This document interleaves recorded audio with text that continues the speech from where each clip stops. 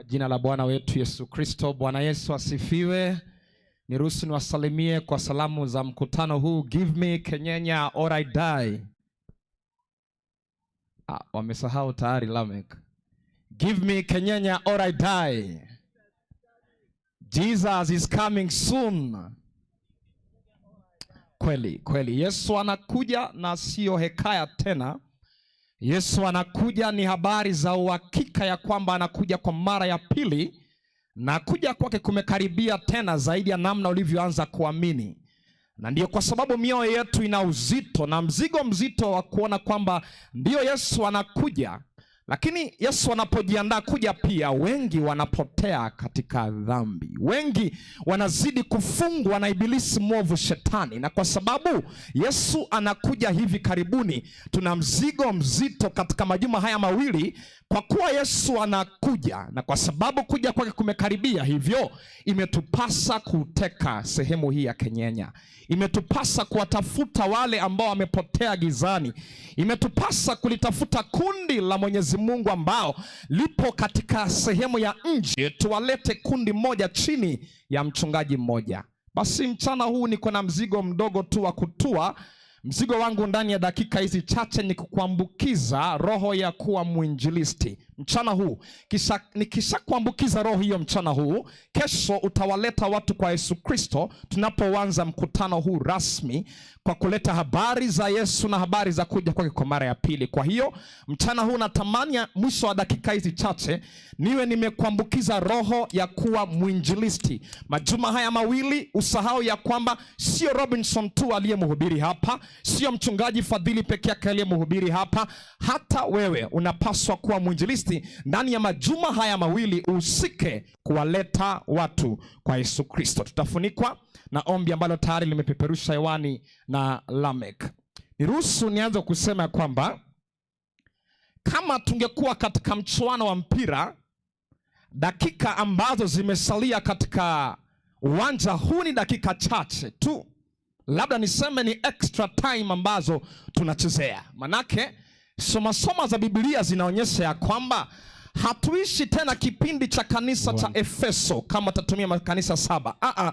Tumepiga hatua, tupo katika kanisa la mwisho Laodikia, kipindi cha lala salama. Hatuishi tena kipindi cha farasi mweusi kwa wale ambao wanasoma Ufunuo sura ya 6, au farasi kijivujivu au farasi mweupe. Hapana, tunaishi kipindi cha lala salama, cha kufungwa kwa historia ya ulimwengu huu. Kitabu cha Ufunuo sura ya 6 mstari wa 12, tunateremka taratibu hadi mstari wake wa 17. Sikia namna Mungu asemavyo. Ufunuo 6, soma kutokea mstari wa 12 twende hadi 17. Inasema, nami nikaona, sawa, alipoifungua muhuri ya 6, palikuwa na tetemeko kuu la nchi. Teremka kabisa. Jua likawa jeusi kama gunia la singa. Twende. Mwezi wote ukawa kama damu. Sawa. Na nyota zikaanguka juu ya nchi kama vile mtini upukitishavyo. Tulia hapo tu kidogo. Niruhusu nikupatia historia fupi kisha niendelee na kuhubiri. Biblia inapeana matukio matatu katika fungu hilo la Biblia. Inasema ya kwamba kutakuwepo na tetemeko kuu la nchi, kisha nasema kutakuwepo na giza, kisha nasema nyota za mbinguni zitaanguka. Nikwambie ndugu yangu mpendwa ambao unanisikiliza mchana huu wa kipekee, matukio hayo matatu yamekwisha tokea katika historia ya kuweko mwanadamu. Matukio hayo matatu yamekwisha tokea katika historia ya kuwepo mwanadamu. Na kama kanisa tunaamini ya kwamba tetemeko la mwaka 1755 ilifikisha unabii, kwa sababu wanasema hakujawahi kuonekana tetemeko kubwa kushinda la Lisbon, Portugal mwaka wa 1755. Nivumilie kwa historia dakika 5 tu alafu nitazungumza na wewe. 1755.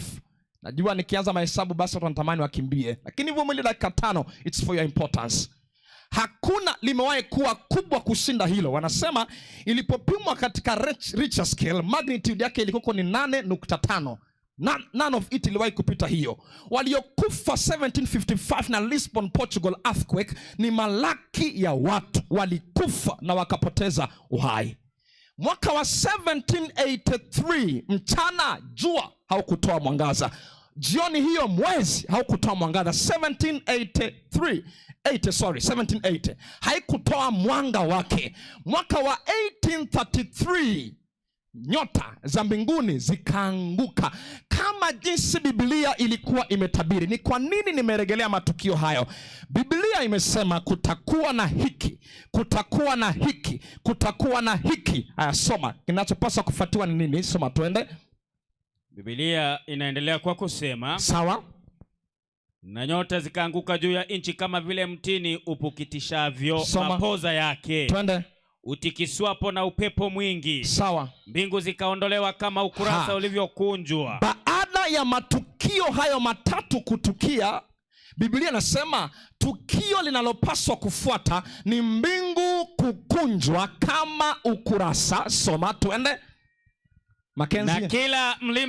Na kila mlima na kisiwa kikahamishwa kutoka mahali pake. Twende. Na wafalme wa dunia. Tulia hapo. Biblia inasema tukio ambalo linapaswa kufuata baada ya matukio matatu kuonekana katika historia ya ulimwengu huu, tukio linalopaswa kufuata ni mbingu kukunjwa kama kurasa, milima na visiwa kupisha njia, kwa sababu sasa jemedari wa vita Yesu Kristo anajiandaa kutokea mawinguni kwa mara ya pili. Jamani, Bwana Yesu asifiwe wapendwa. Tunaishi kipindi cha lala salama wapenzi. Tunaishi kipindi cha kufungwa kwa historia ya ulimwengu huu. Kama 1755 earthquake ilifanyika, kama 1780 ikapitia dark day ya Amerika, kama 1833 nyota zikaanguka, ni hakika ya kwamba si kitambo Yesu Kristo anakuja kwa mara ya pili. Jamani, nimesema Yesu Kristo anakuja kwa mara ya pili. Ni hakikisho, sio hekaya za abunuwasi tena. Ni jambo la uhakika ya kwamba Yesu anakuja. Lakini hili ndilo jambo la kusikitisha. Soma sasa, twende. Inasema na wafalme wa dunia. Teremka kabisa. Na wakuu na majemedari. Twende. Na matajiri na wenye nguvu.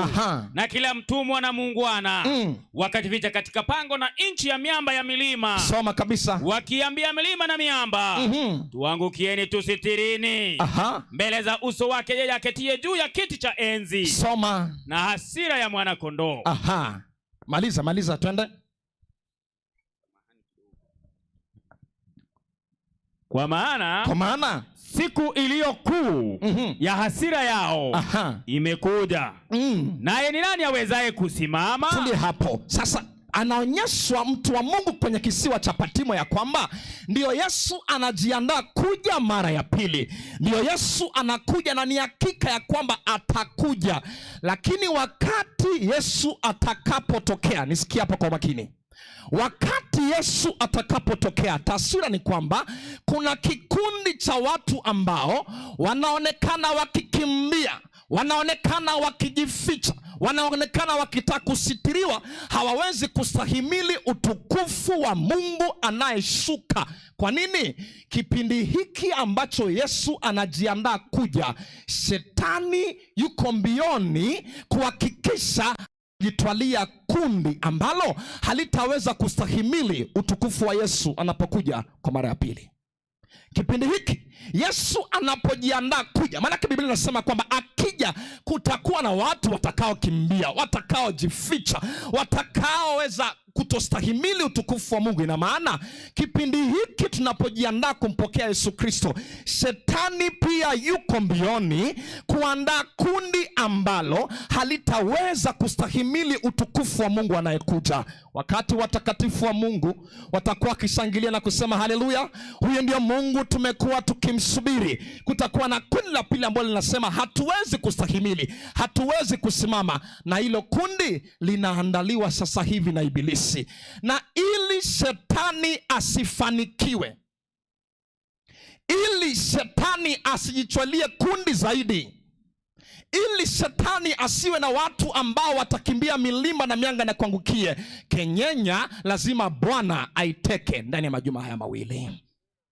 Ili Mungu awe na kila angalau watoto waliowanunuliwa kwa damu yake ya thamani, Bwana amekusudia majuma haya mawili literally achukue brands plucked out of fire. Yani achukue vigingi ambavyo vilikuwa ndani ya moto, aviondoe motoni, aviingize katika safari ya kurithisha uzima wa milele.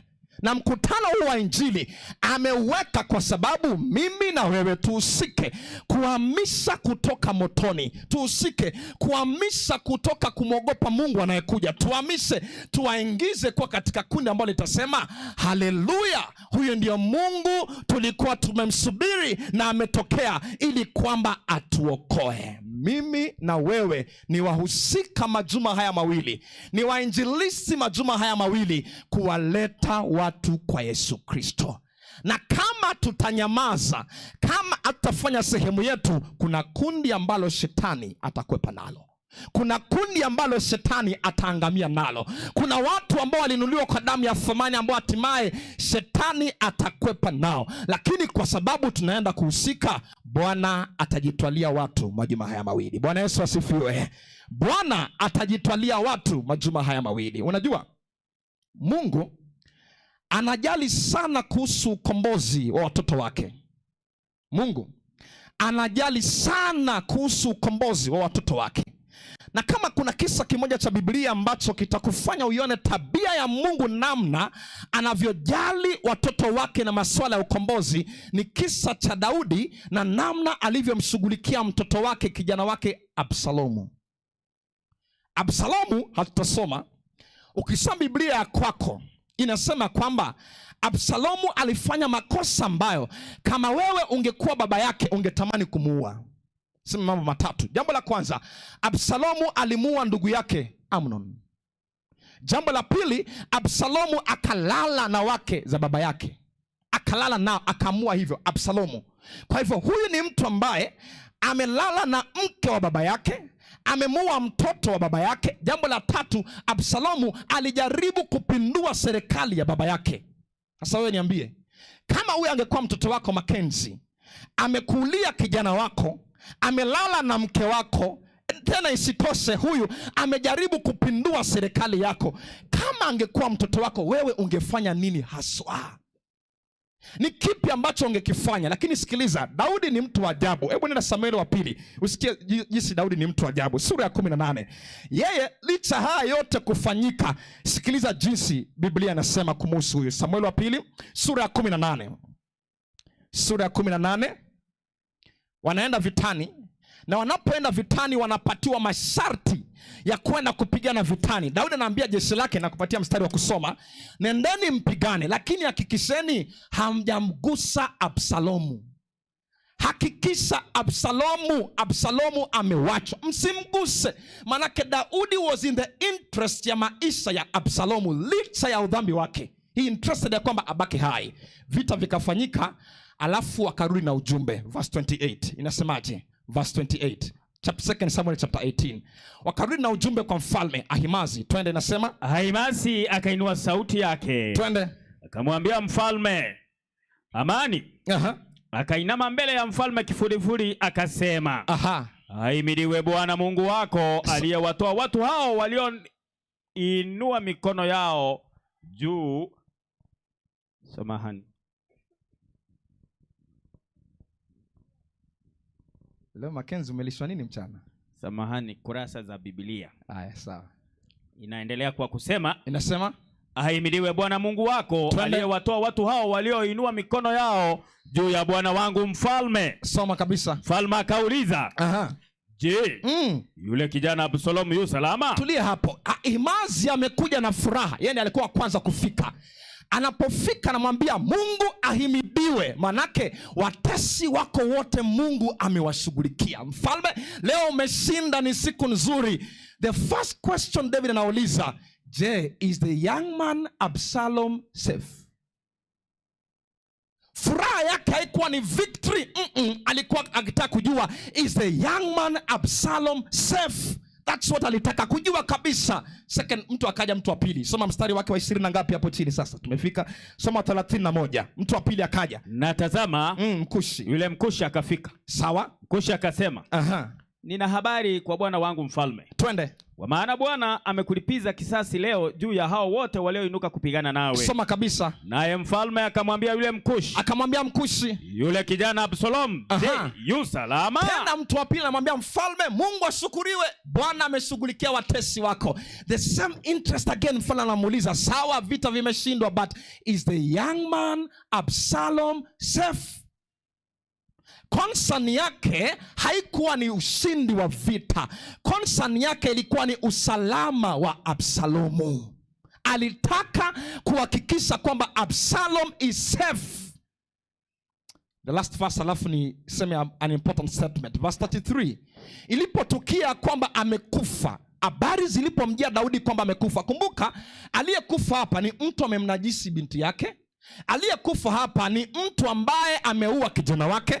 Aliyekufa hapa ni mtu amejaribu kupendua serikali yake. Like, listen, verse 33 inasema, naye mfalme akataabika sana. Mfalme akataabika sana, akapanda juu. Akapanda juu, akaingia kile chumba kilichokuwa juu ya lango. Soma kabisa. Akalia. Akalia. Na katika kwenda kwake alisema hivi. Akasema vipi? Twende. Mwanangu Absalomu. Mwanangu Absalomu. Mwanangu.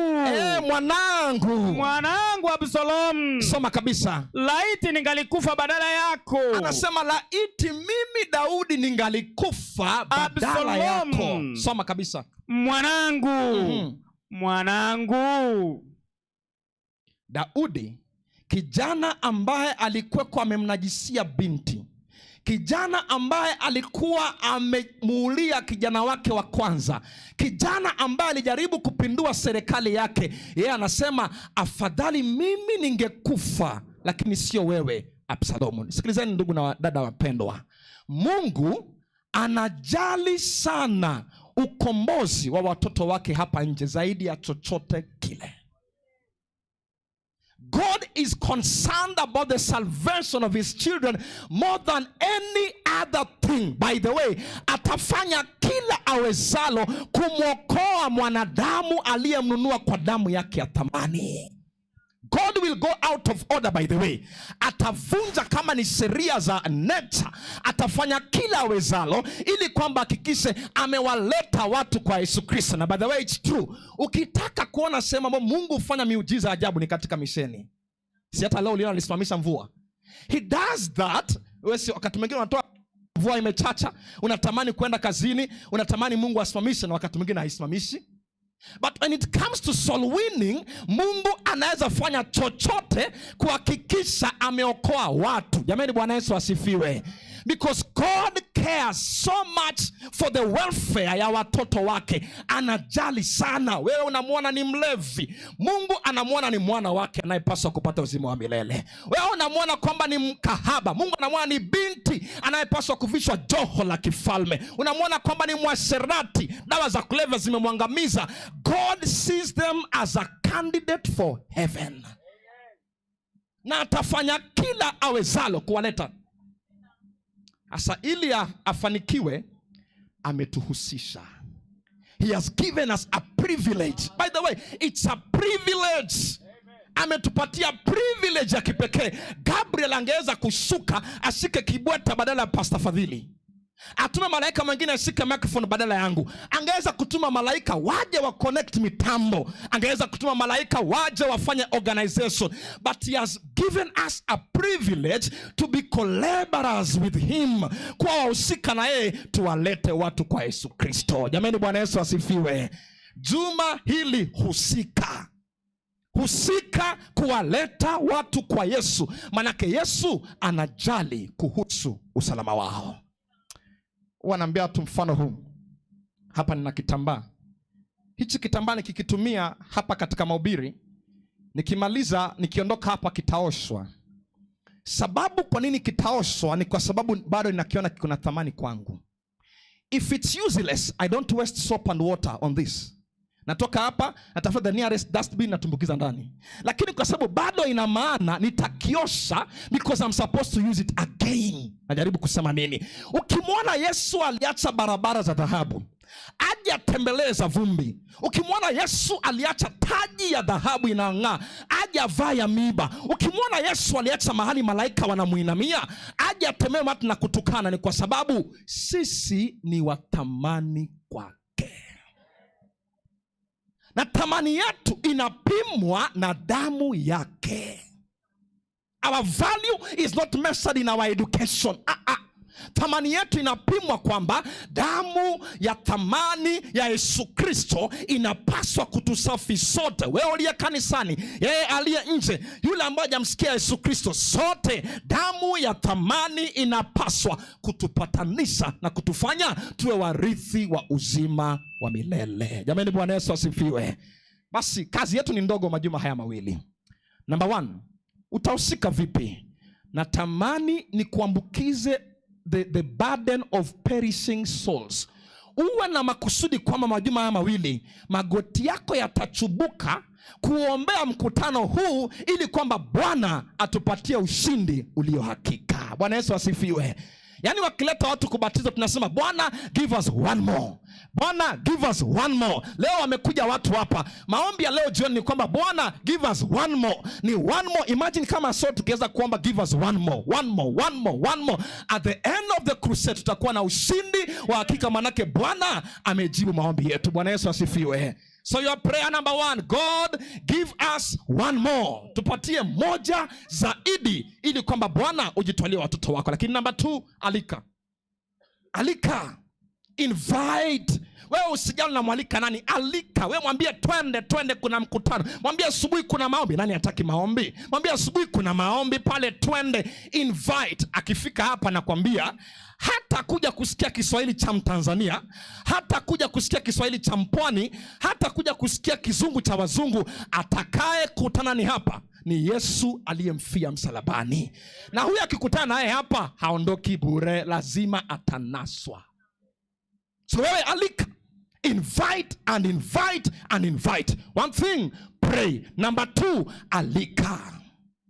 Na tukifanya hivyo, hatima ya majuma haya mawili tutakuwa tumehusika kuwaleta watu kwa Yesu Kristo.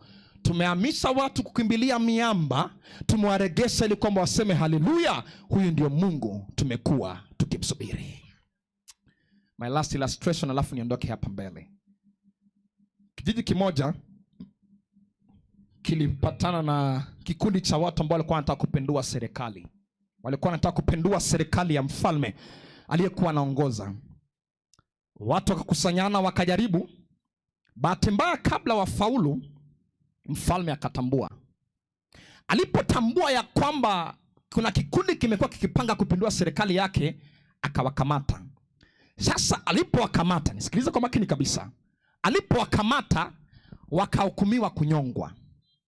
Kwenye kijiji kile watu walikuwa wananyongwa kupangishwa mstari. Unapangishwa mstari hivi, anakuja wa kwanza, unapanda juu, sturi inapigwa teke, unaanguka chini, unanyongwa. So foleni ikawa imeungwa, watu wananyongwa mmoja baada mwingine. Akapita jamaa fulani sehemu ya ambao watu wananyongwa. Alafu alipoangalia akaona kuna mtu amekosekana, akakimbia kwa ikulu mbio kwa mfalme. Akamwambia mfalme, nimeona watu wananyongwa kule. Kwa sababu alikuwa anajaribu kupindua serikali. Ndio. Kuna mtu hayuko hapo, anapaswa kuwa hapo mfalme. Anamwambia ni nani? Si ni gavana wa kijiji? Akasema hapana, mimi gavana ni rafiki yangu bwana, haezi kupanga njama dhidi yangu. Akasema ujui, yeye ndiye alikuwa ni ring leader wa kuandaa mapinduzi. Mfalme akashawishika. Akasema gavana aitwe aende anyongwe. Gavana akachukuliwa. Akifika kwenye laini, ilikuwa laini ndefu, kwa hivyo yeye ni mtu wa mwisho. Kwa hivyo watu wanazidi kunyongwa. Kapita mtu mwingine pale tena.